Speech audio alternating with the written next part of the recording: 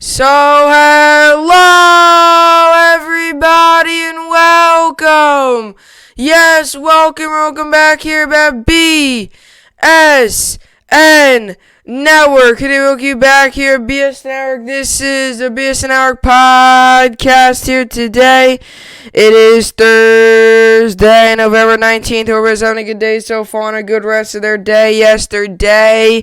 It is, in fact, Thursday, November 19th, the first day of Week 11, the first game of Week 11 of the 2020 NFL season.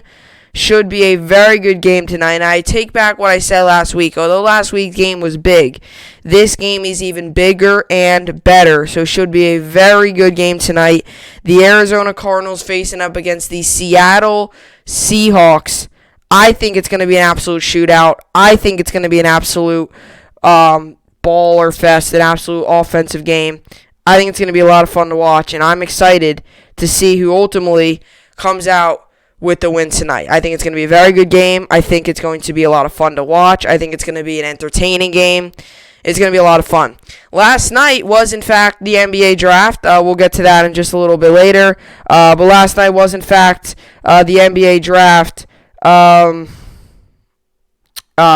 night was, in fact, the NBA draft. The Nets made a couple good moves. We traded away our pick. Wasn't the best move ever, I feel, but we did, in fact, trade away our pick. I was hoping to get Maxey, but we did not. We traded away our pick. Got Landry Shamet, who is a very good shooter, a 47% shooter, so very good shooter. But all in all, other than his shooting ability, he can't do much else, which is the one problem with him. In the second round, we got a pretty good player. But like I said, it was the Nets too. So I wasn't expecting to get any top player.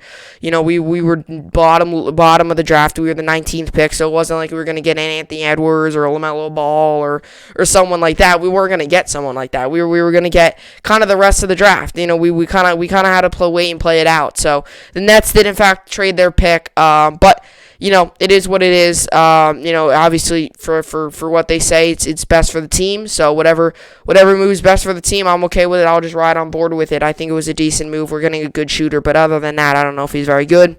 I've seen him play before. He's all right. Landry Shamet, not very good. But other than shooting, but yeah. So that was the draft last night. These are the topics for today. We got Thursday Night Football. Like I always do, we'll give you my full roundup, give you everything you need to know. Then we got fantasy football. We got a little good fantasy football action in there, talking about some fantasy football. Going to give you topics, going to give you who you should start, who you should sit, all that good stuff. College football games, there's a couple small games tonight. NBA draft from last night, and the Nets and the Knicks. Knicks made a very good move drafting Obi Toppin. Surprised he fell to them. And by the way, Thursday Night Football as well will give you the keys to the game.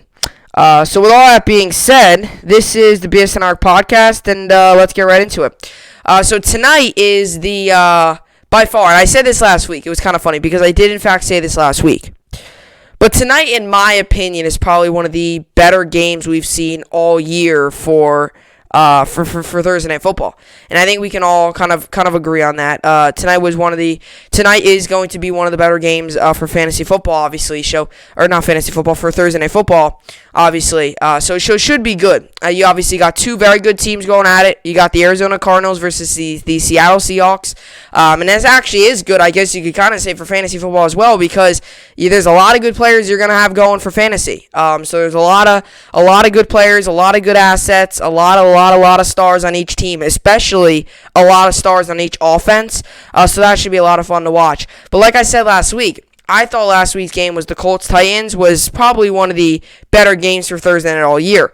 It was still a good game. It was still meant a lot for the AFC South. But I take back what I said. This, by far, is the best game of the year. And next week, we have the Texans-Lions. That's not very good. So if you had to choose, I think this is by far the best game. You got two 6-3 teams going at it. The Cardinals have already beat the Seahawks this year, and if they win this game, they very well are on their way to a NFC West championship. Obviously, they beat the Seahawks earlier in the year, 37-34. That was, I think, week 7 they beat them. And that was a big win for them. And then obviously Seahawks lost to them early in the year, but the Seahawks have been really, really, really struggling of late. They've lost a lot of games of late. They've lost 2 straight. They've lost 3 of their last 4 games. So not very good at all. They've lost to the Cardinals. They beat the Niners, lost to the Bills, and lost to the Rams. And the one thing that concerns me tonight is, before I kind of get into the whole keys of the game, is that tonight, you got Russell Wilson is struggling. He's struggling right now. He's still not putting up bad numbers, but he's struggling. I mean, it's, at the moment he is struggling. He's not really finding the end zone. He's struggling, getting a lot of bad reads. I don't know if it's just how the defense is able to play him. I mean, this is a guy that's been in the league for a long time, so it's odd that now, finally, week 11, they know how to play him. They should know how to play him because he's been in the league for, 8-9 years already. So it's going to be interesting. But Russell Wilson's been struggling, and to kind of just quickly, before we get into the keys of the game, if the Cardinals want to win this game, they're going to have to take advantage of that. And the Cardinals actually kind of started the little bit of the Russell Wilson slump. They lost to the Cardinals, then they went back and beat the Niners, then they lost to the Bills, and now they lost to the Rams. They kind of all started the slump because I think he threw 3 interceptions against the Cardinals. That kind of started the slump. Niners had a bounce-back game, not surprising at all. Then went up against sorry about that. And then went up against they went up against the Bills, struggled some more, and then went up against the Rams, struggled some more, and those are some good defenses as well. You wonder if you put them up against a good defense, if that could definitely have an effect on things. Possibly have an effect on things coming up here the rest of the year. And it's the truth. Some of these teams that he struggled against were some good defenses. Now, is the Cardinals defense that good? I would not say they're that good. I would say they're at best. They're not the best defense, and that's why I think tonight's game is going to be a shootout. By far, I think both these teams' offense is overpowering when Russell Wilson is on. So with all that being said, tonight, 8:20 p.m. Eastern Time, Seahawks come into this game 3-point favorites. Over-under is 57.5. Seahawks are favorites in the game, which is kind of surprising because you usually would think that, the Cardinals would be. They beat them early on in the year. The Cardinals are riding high right now. I can see, and before we get into the keys of the game really quickly again here, I can see why the Cardinals might be the underdogs, right? And I just want to make this clear to Cardinals fans, to kind of make it clear across the NFL, whoever's watching this video, okay?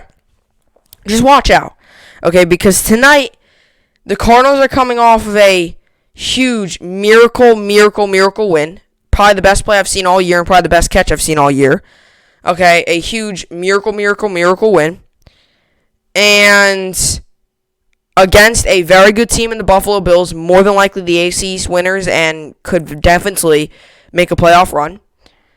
I'm not saying Super Bowl, but maybe win a playoff game, or 2, whatever you're in. I mean, I don't know. If they win a division, it would be in a division game. So probably maybe win a playoff game, possibly. A team who could very well win a playoff game.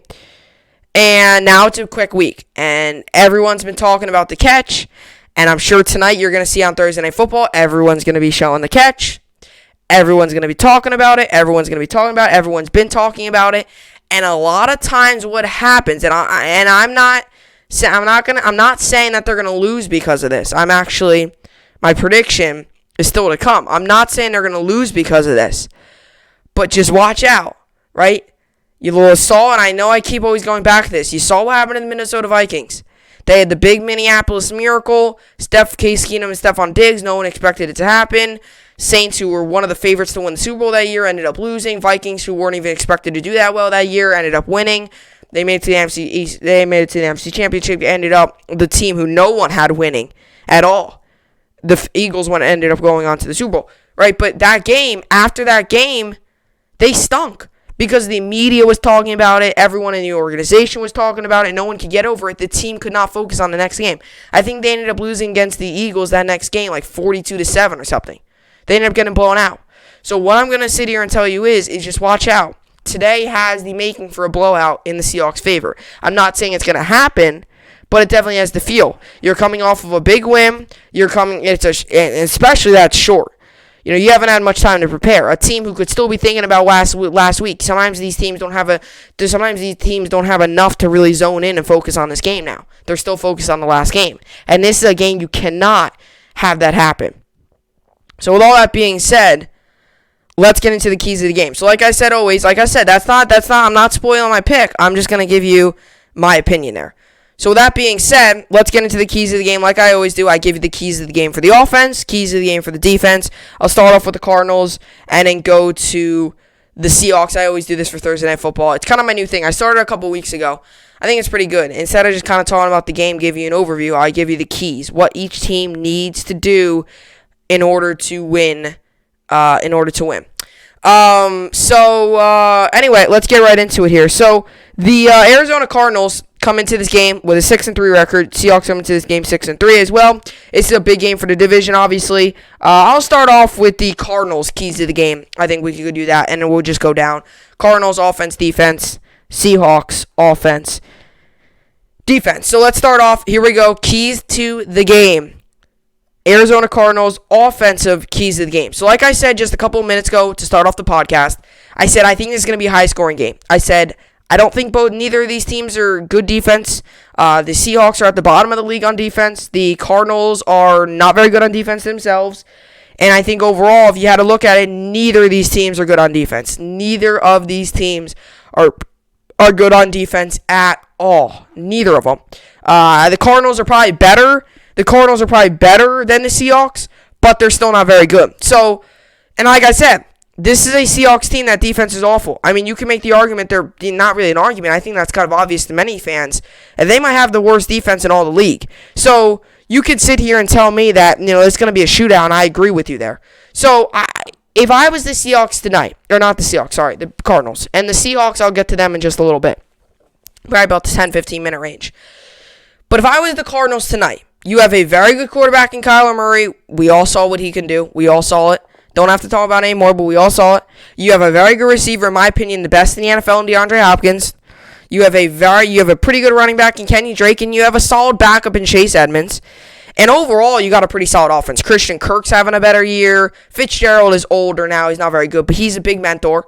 He's not your guy that's going to go downfield and catch 10 passes for 150 yards.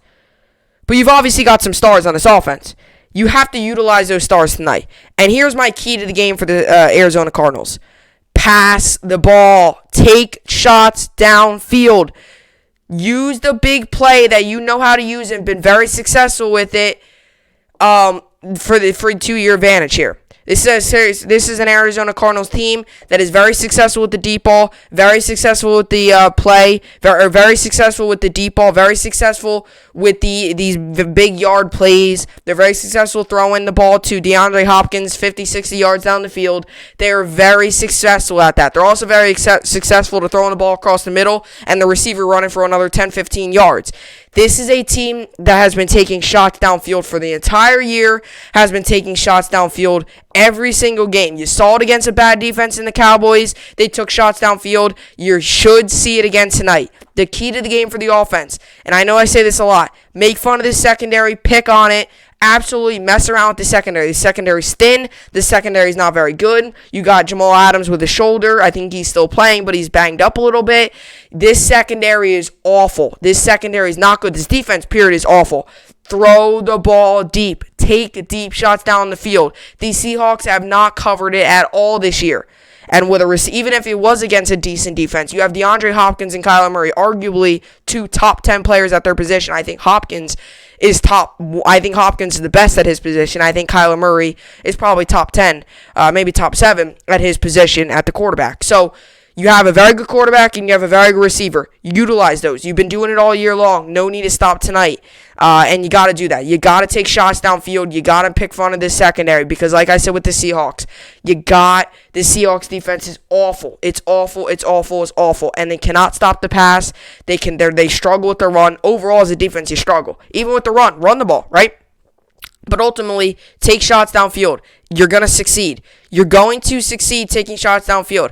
I said this with the Packers against the Niners. They're playing against a banged up defense, a banged up secondary, a banged up overall, a banged up team, and a bad defense when they are banged up. They took shots downfield and look what happened. They ended up blowing them out. Okay, same thing tonight. You're playing up against not so much banged up, but just overall a bad defense, maybe only behind the Cowboys, the worst defense in the NFL. And other than that, maybe outside of the Cowboys, they might be the worst, and the Falcons, they might be the worst defense in the NFL. Take shots downfield. Utilize DeAndre Hopkins, Kyler Murray utilize them, all that good stuff. Stop them. Okay? Take shots downfield. That is the key to the game for the Arizona Cardinals on offense. Now, this is a tough one, but it's the key to the game. And like I said, neither of these defenses are amazing. Both of these offenses are, without a doubt, some of the best you'll see. Let's move into the key on the defense. Keys for the defense of the Arizona Cardinals. Let's go into this.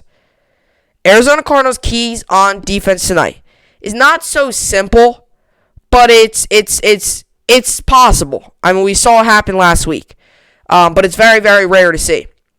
Stop DK Metcalf, okay? And I want to say this really quickly, and I'm gonna give you more evidence here. They had no problem stopping Wilson the last time they played. He threw 3 interceptions against them, including one that resulted in the win.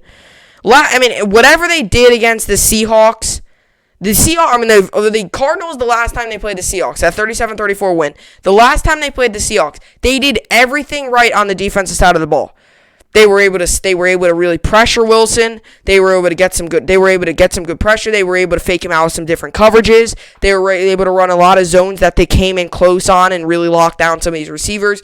One thing they did not do good the last time they played the Seattle Seahawks was stop DK Metcalf. That is one thing they did not do well.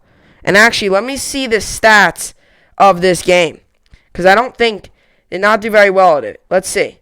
DK Metcalf had...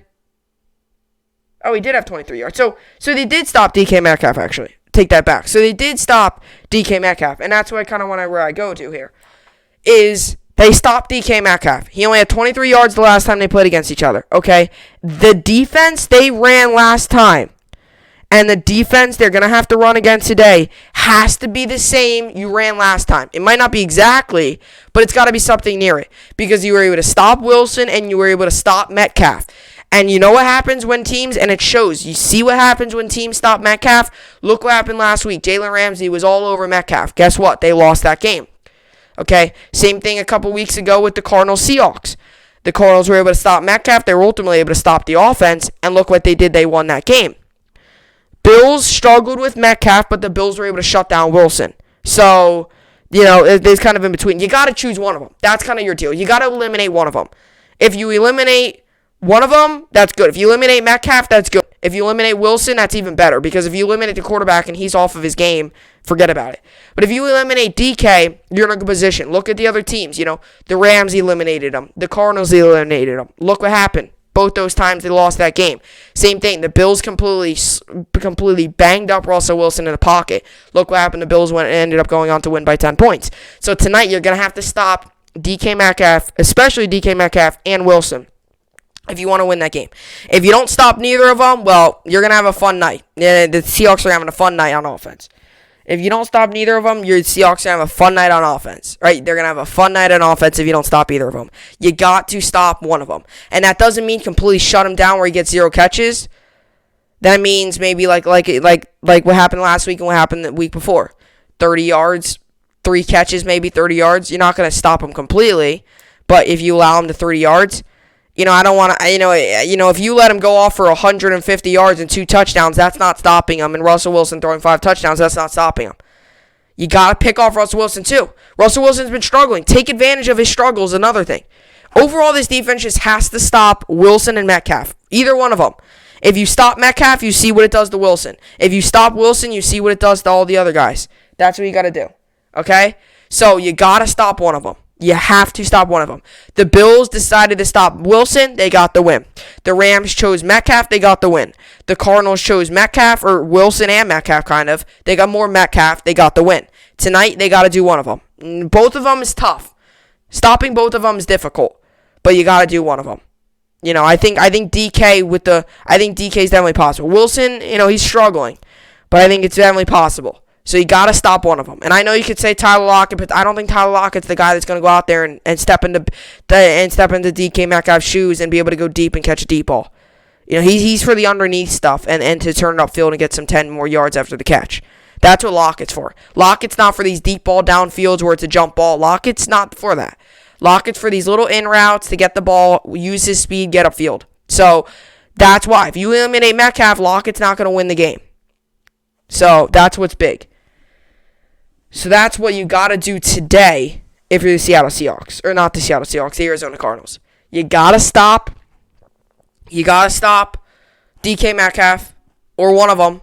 Eliminate one of them. If you don't eliminate either of them, you could go back to Arizona and forget about it because you're not going to win that game. If both of them have a few games and you lose, then that just goes to show you how good the Cardinals, and you win, that just goes to show you how Cardinals offense is. And for the offense of the Cardinals, the key to the game is throw the ball deep, take deep shots downfield. If you miss it, you miss it. I don't think they're going to get an interception off of you. I don't think they're going to pick you off. It's not like you're going to throw the ball deep downfield and they're going to get an interception off of you. They're not going to do that. That's just how this team is. They're just not going to do that. So what I want you to see out of this Cardinals team is throw the ball deep and ultimately stop one of them. Whether that's Wilson or Metcalf, stop one of them. Okay, that's what I need to see if they want to win this game. Now I move on to the Seattle Seahawks keys to the game for offense and defense. Let's go to the offensive keys of the game for the Seattle Seahawks here. We're going to start off with this. It's going to be the same. It's going to be the opposite of what the Cardinals defense wants to do. Okay, if you're Wilson, this has been working the majority of the year. It hasn't worked the past 3 weeks, but overall it's been working the majority of the year. And you look at some of the defense he played against, they're all pretty good defenses. You lost to the Cardinals, defense isn't great, but it's decent. You lost to the Rams, arguably one of the best defenses in the league, and you lost to the Bills, who has its moments. The last season was definitely better than this year, but still, not a terrible defense, still pretty good. So you got to take advantage of the shots you can get. And this is kind of both offenses kind of go for the same thing. The Cardinals are going to come at you, I think, with a lot of blitzes. They're going to try to come at you with a lot of either deep zone coverages and try to eliminate that deep ball. Let the underneath stuff go. Eliminate the deep ball. That's why I think they might do a lot of four quarters, two safeties back. If you try to run one with more, two streaks there, and if you have two deep safeties, you double there. You have the two deep safeties. One maybe creeps in. If Moore decides, let's just say Moore's the other one, he decides to go deep, and then let's just say you have DK decides to go deep. The one safety cuts right, takes the 10-yard route up the center of the field, or takes the 10-yard route over to the sideline and grab DK, and one of them breaks off and grabs right two deep safety, and you're going to need that. And then Russell Wilson's going to know that. They're going to run a lot of maybe backed off four quarters. They might run some Tampa 2, some cover 2 zones where, they're going to try to eliminate that underneath stuff or anything. They're going to try to eliminate Russell Wilson is what they're going to try to do. They also might send some blitzes. They might send some blitzes. They might send, one safety back, two linebackers across, and you might load up the line with 6 guys and send a blitz, and you still have those 2 linebackers to break off and double team or go into the zone of wherever DK never throwing. So what the Seahawks have to do to eliminate that is throw the ball deep, right? Because even if they're running 2 deep safety, if you catch them off guard and you throw the ball deep, you're going to have to do that. So for the Seahawks, I kind of want to see tonight is I want to see a lot of deep balls, right? This secondary is kind of thin, and they're going to try to run a lot of different coverages. You might see contain, you might see a blitz, you might see a show blitz, you might see them stack 6 at the line, they drop back, and there you go. And there you go. Now Lockett's underneath that mesh route is covered. So they might run a lot of different coverages at you. And if you look back at the game with the Seahawks against the Cardinals a couple weeks ago, you saw they ran a lot of different coverages. They would have a contain, then they would have a cover 3, they would have a cover 4, they would have a cover 2, they would have something like that, and they would even run maybe like a man blitz, or they would run a safety blitz. They've ran a lot of different coverages, and it really confused Wilson. And that's why I think he threw a lot of interceptions. He expected one thing and got another. Oh, maybe I expected this linebacker to break off to the right. Oh, he breaks off to the left. I throw an interception. Because you could tell Wilson made a lot of quick throws, made a lot of quick decisions. I also think that was because of under pressure, and some of the reasons could be because he was expecting one of the linebackers to make a different move. They ran a lot of tricky coverage off of him. So that's kind of what you got to do tonight with the Cardinals, like I said, with the defense. Stop Metcalf and run some tricky coverage. So for the Seahawks on offense, you have to counter that. And what I want to see with the Seahawks on offense is you got to throw the ball deep, and you got to read these coverages, right? Throw the ball deep and kind of run a little bit more of a balance as well. Not only just throw the ball deep, Chris Carson more than likely is out, which stinks because he can't really so much rely on the run game. But with him being out, you got to really rely on this passing game. If you're Wilson, you can't assume. That's kind of a big thing. One of the keys of the game is you can't assume. They're going to try to lock down Metcalf. You can't allow that to happen. You also can't assume.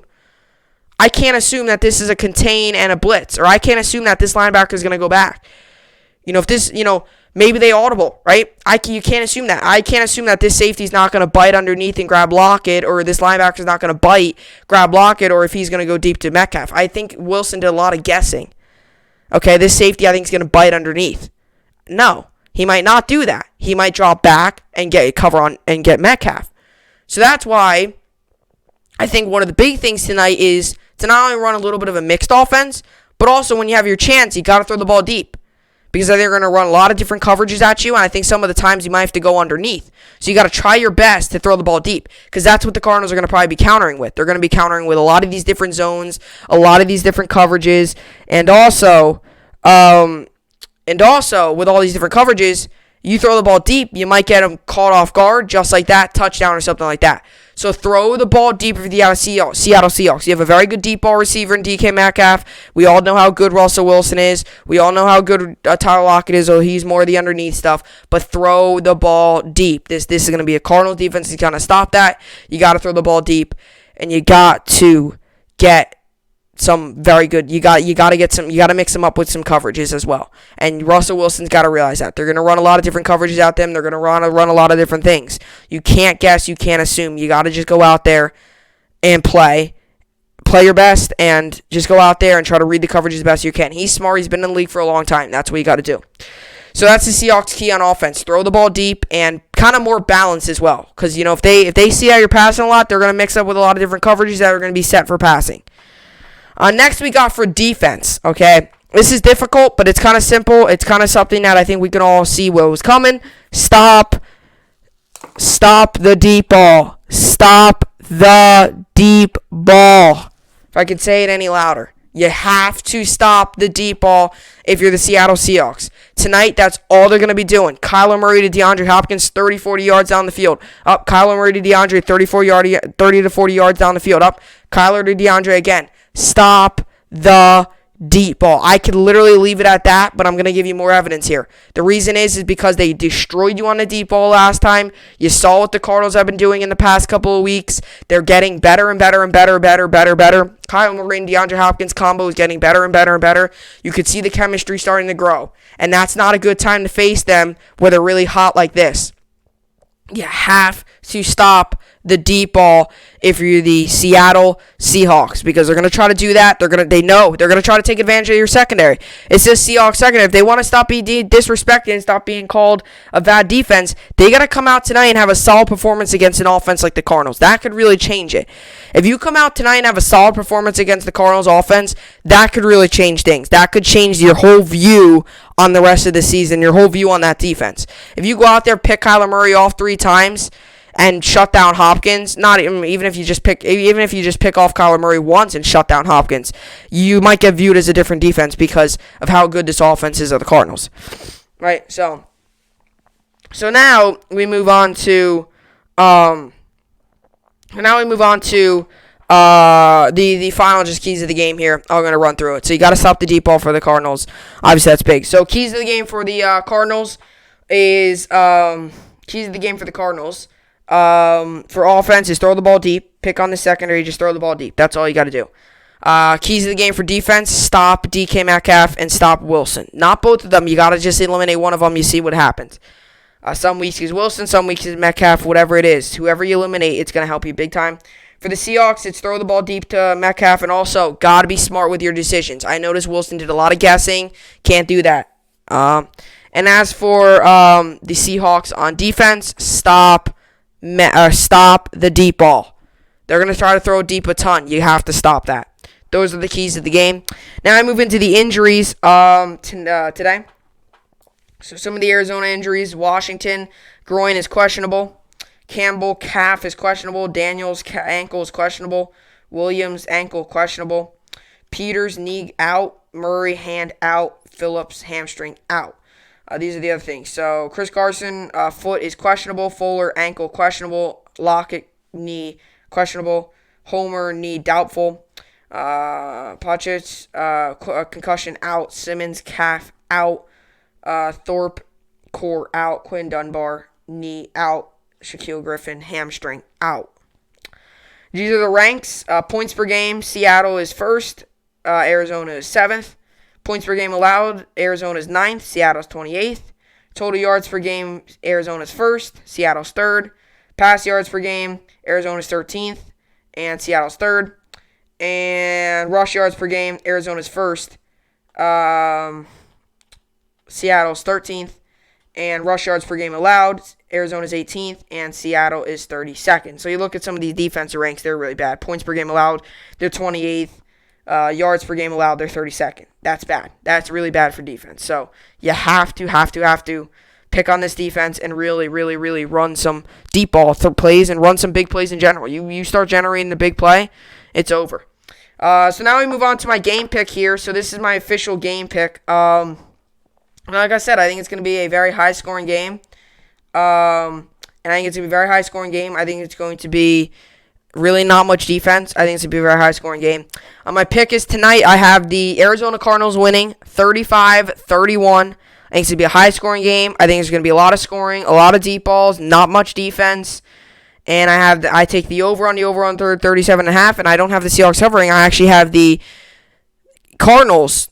Switch that up. Cardinals winning by 4. So I take the over on the over-under 57.5. Cardinals win 35-31. Take the over on the over-under 57.5. That is my first pick of Week 11 of the NFL season. And there are plenty of games to come. So should be another exciting week of football. Pretty good Monday night game, to be honest with you. It was a pretty good Monday night game. I'll tell you that for sure. It was a pretty good Monday night game. Buccaneers-Rams is pretty good. Actually, very good. Surprised the Buccaneers are getting 4 there. Not that I don't think they're not giving my pick already, but it is surprising. Jeez, there are a couple surprising spreads here. The Colts 1.5 over the Packers is very surprising. Patriots 2 over the Texans. That's not outrageous. Very odd. The Redskins or Washington over the Bengals, I disagree with. The Bengals are a good football team, people. I shouldn't say they're good because they're 2-6-1. They're not that bad. They're not that bad. They're really not. They're not awful. They're not. They're pretty. They're not amazing, but they're not awful. I wouldn't consider them a good football team. I take back what I said. I wouldn't consider them a good football team, but they're not awful. I'll tell you that for sure. They're a lot better than what their record says. Look at how many of these close games they were in.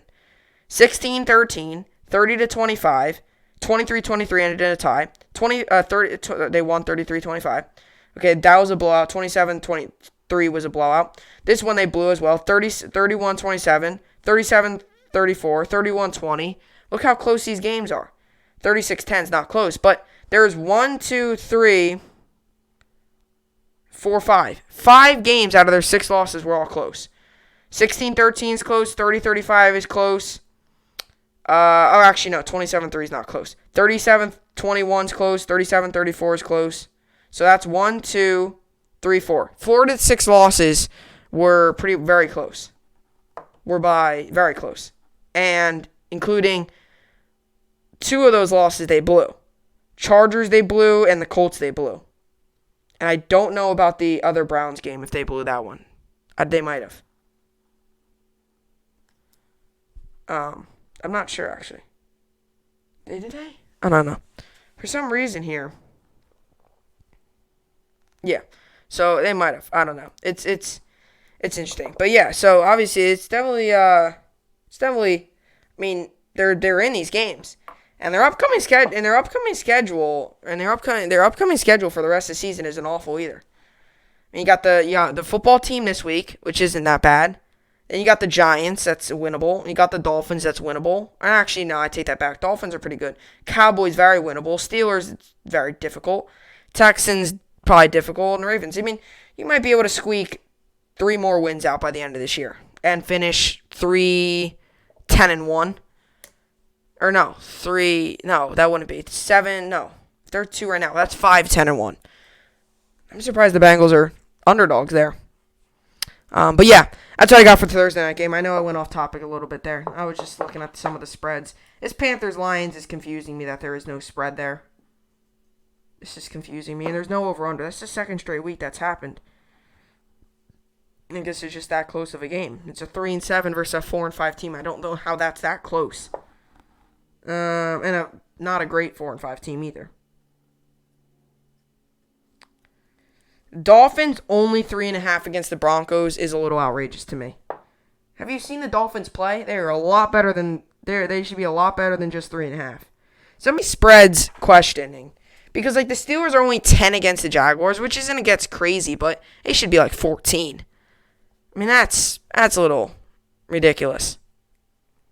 What were the Jets opened up as? They were opened up against like 19 against the Chiefs. Like that's almost the equivalent. I mean the Jaguars are just almost as bad as the Jets.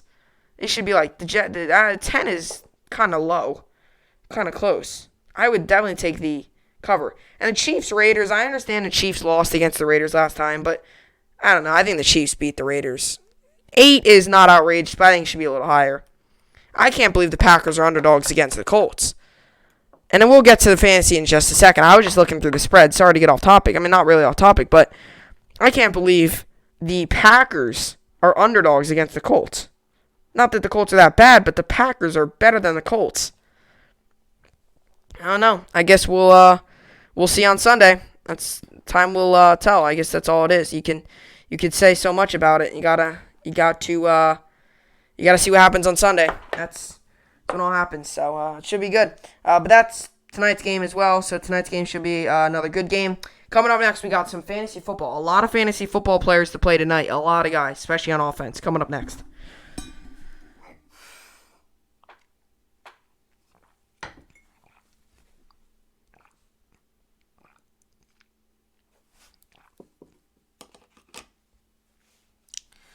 Alrighty, so I'm back here. So we got some news today on Chris Carson. If you're in a situation like I am, we got some news today on Chris Carson. Carson Foote, who is listed as questionable for Thursday's game against the Cardinals, isn't expected to play. Tom Pelissero of NFL Network reports. So, and same thing with Davante Adams. Davante Adams news just broke. Adams' ankle was limited at Wednesday's practice, Tom Silverstein of the Milwaukee Journal-Sentinel reports. So, watch out there. So, this is a move I'm going to make. I'm going to put in Todd Gurley at running back 2. And still deciding on who's 3. At the moment, I'll put DJ Moore at running back at flex. That's at the moment, though. So that's at the moment. At the moment, that's it. I might still put in Ronald Jones, but Ronald Jones is playing up against a very, very, very good Rams defense. Let's read this. An early fumble usually means Jones hits the pine, but Week 10's miscue didn't sway his usage for a change. In fact, Jones went on to ramble for 192 yards on 23 carries, including a score, adding a 60-yard catch to fall just shy of 200 scrimmage yards.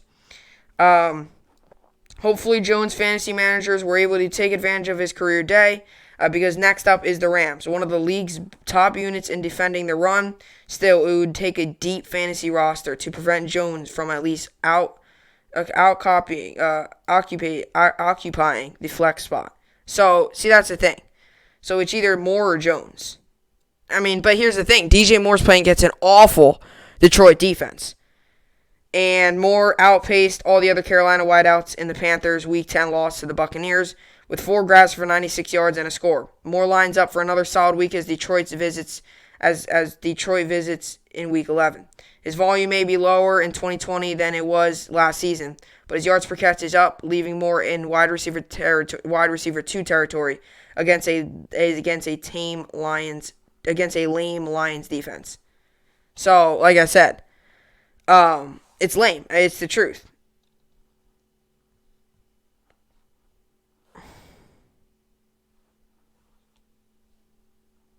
So, it's lame. I mean, the Lions defense is not very good. So, not very good at all. So, that's going to be interesting. Another thing, too, on Duke Johnson is Johnson illness didn't practice Wednesday. So, he's not practicing. So, it's going to be interesting to see what happens then. Now I move on to let's see. All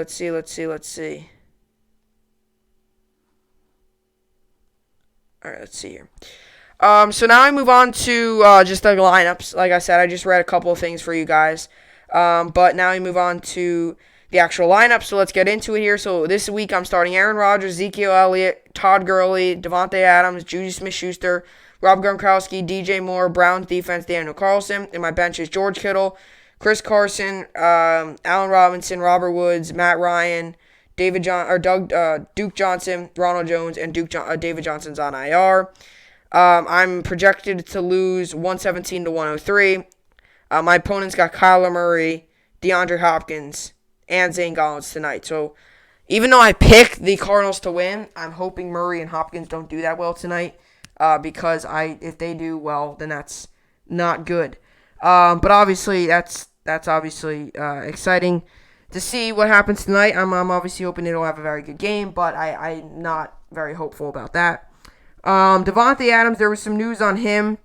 Adams' ankle was limited at Wednesday's practice. I already said that earlier. Just for there is some, there's been some injuries. There's been a couple of injuries with my team. I'm sure with your teams as well. So just keep your eye out, right? Keep your eye out for those injuries. Got to just watch out because those things change quickly. And, if you have a guy on Thursday night and he doesn't play, and, there you go. So that's why I'm benching Carson at the moment. But I'm sure we still got about 6 hours until the game starts. So, I'll find out then. But it says he wasn't expected to play. And if he does play, then that changes things. But for the time being, that's my lineup. And as my other league, this is my lineup as well. Deshaun Watson, James Robinson, Antonio Gibson, Tyreek Hill, Mike Evans, Keenan Allen, Hunter Henry, A.J. Brown, Eagles defense, Daniel Carlson. My bench is Kenyon Drake, Rams defense, Clyde Edwards, E. Laird, Chris Godwin, Joe Burrow, and Kalen Ballage. I did pick up Ballage off of waivers. News, James Robinson shoulder logged a limited at practice. So Robinson shoulder logged a limited at practice Wednesday. So I'm sure we'll get more news on him today. But James Robinson going against a very tough Pittsburgh defense has proven to still get the start. Should be interesting there. I'm projected to lose in this league as well, 118-104. Hopefully that's not the case because if I lose this week, I think my season is in doubt. I think so because they're 6-4. Yeah, pretty much my season's in doubt if I lose this week. So I'll be 5-5, but I'm 5-5 right now. I got to win this week if I want to keep my playoff hopes alive. So with all that being said, that kind of does it for fantasy. Starting Henry, Keenan Allen. Whoever you're starting, again, if they're playing the Jets, start them, honestly. Even Herbert, honestly, is the right option. Because the Jets are just awful. And the Jets, too, have lost two of their two corners. Brian Poole, season-ending injury, and Bless also going for an MRI. So, not good there. But, yeah, it's a big week for me in both leagues as well.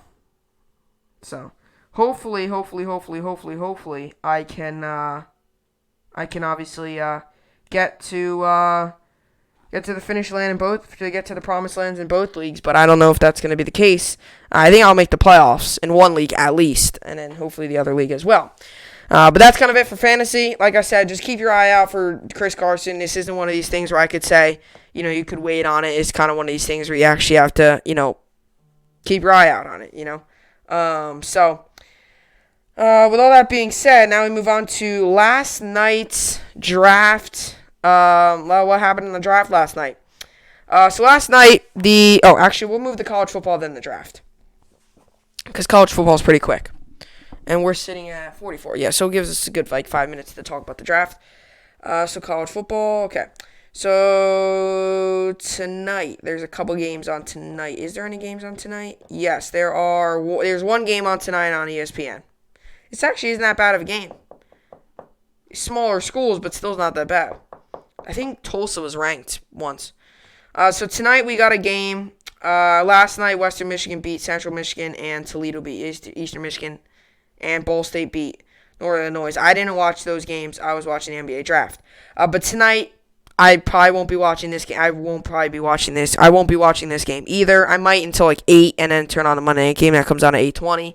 Or Thursday night game that comes on until 8:20. But this game's obviously going on. I'll be watching Thursday Night Football tonight.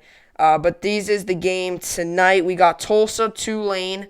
Tulsa is 6.5 point. It's 6-point favorites. Tulane, the over/under 54.5. I'll give Tulsa the win. And then tomorrow, there's a couple good games on tomorrow as well. There are 1, 2, 3, 4 games on tomorrow. And the games on tomorrow either, they're not small teams. Syracuse, Louisville, that's not small. Especially Louisville for basketball, not small at all. Purdue, Minnesota, UMass, Florida Atlantic, small. New Mexico State, Air Force. Those are kind of small. But Purdue, Minnesota, Syracuse, Louisville are not small. So it should be interesting to see those games. So that's kind of just the college football games for tonight. Now I move on to the NBA draft. The NBA draft was, in fact, last night. The Brooklyn Nets traded away their pick to a 3-team trade involving Landry Shamet coming to Brooklyn. Pretty solid shooter. Shoots like 47% for his career, which isn't bad at all. But obviously, I kind of wanted them to obviously get a actual pick. But I guess at the end of the day, it was what's best for this team. And this was the results of the draft, and the Knicks, I thought, did very well in the draft. As a matter of fact, I think they were one of the winners in the draft yesterday, getting, I think, quickly, and then getting, obviously, Obi Toppin as well. So this is the outcomes yesterday. Minnesota Timberwolves selected Anthony Edwards, shooting guard Georgia. Golden State Warriors selected James Wiseman, center Memphis.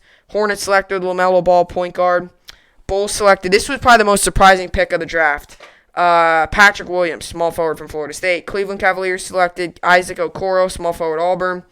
Atlanta Hawks selected Onike Ngagwe, center USC. Pistons selected Killian Hayes, point guard France. New York Knicks selected Obi Toppin, power forward Dayton. Washington Wizards selected Denny Avdija, small forward Israel. San Antonio Spurs selected Devin Vassell, shooting guard Florida State.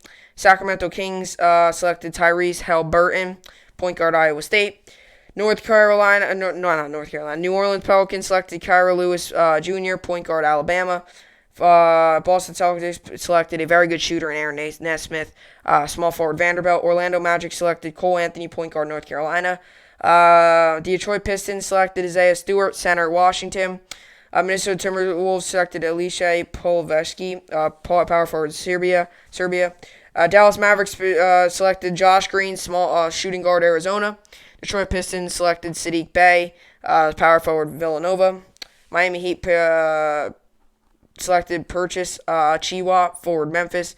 Philadelphia 76ers selected Tyrese Maxey, shooting guard Kentucky. Denver Nuggets selected Zeke Nnaji, power forward Arizona. Minnesota Timberwolves selected Leonardo Balmaro. He did get selected by the Knicks, and they traded that pick. And then Boston Celtics selected Peyton Pritchard, point guard at Oregon. Utah Jazz got Udoka Azubuike. Actually, no. New York Knicks I skipped a couple. Denver Nuggets got RJ Hampton, point guard USA. And then New York Knicks got Emmanuel Quickley, point guard Kentucky. Boston Celtics got Peyton Pritchard, point guard Oregon. Utah Jazz got Udoka Azubuike, center Kansas. Minnesota Timberwolves got Jaden McDaniels, power forward Washington. Toronto Pistons got Malachi Flynn, point guard. Toronto Raptors got Malachi Flynn, point guard San Diego State. And the Memphis Grizzlies got Desmond Bane, shooting guard TCU, to round out the first round. And obviously the Nets traded their pick to the Pistons, which was a 3-team trade, which they ended up getting Sadiq Bey, power forward Villanova. So, obviously, was pretty good. Another pretty good draft. I shouldn't say pretty good. Very good draft. And they were saying this last night too. This wasn't a draft with any insane great players. It was a bunch of very good players. Some of these drafts consist of, some of these great players, like these big-name players. This didn't really have that this year, but it was a bunch of good players, like guys that are going to be able to fit in this league. And that's why I think it was one of the more talented drafts, because you didn't have 3 or 4 of those great players and the rest were okay. This year, you were getting very good quality players still in the 20s of picks. So some years, that's not the case. Like Joe Burrow, like Zion Williamson, everyone last year. Like outside of Zion Williamson, they were good still. But everyone just wanted to see Zion Williamson, right? This year, that's not really the case. You got maybe one, which is Anthony Edwards. But other than that, it's a bunch of good players that are going to last in this league. And that's what's exciting about the draft, because whoever you're going to take, I believe, is going to be the ultimate, is going to probably stick with you. Because you've obviously, he's probably going to maybe be in the league for a pretty good long time. So that's obviously always good there as well. another good draft. I mean, it was another good draft, obviously. If you watched it, hopefully you enjoyed it as well. You could put your thoughts down in the comments if you watched it. With all that being said, I'll do it for the podcast today. Like I said, tonight is Thursday Night Football, so enjoy it. See if I'm correct on my Thursday Night Football. I've been awful. I've been, 4-6, I think? 4-6, I think. If I lose tonight, it's 4-7. Jeez. So anyway, enjoy the game tonight. Tomorrow we'll be back at it with the game picks. Tomorrow, my Friday game picks. Tomorrow, so that should be good. So hopefully you all enjoyed it. I will see you all back here tomorrow. Hope you enjoyed it, and thanks for watching.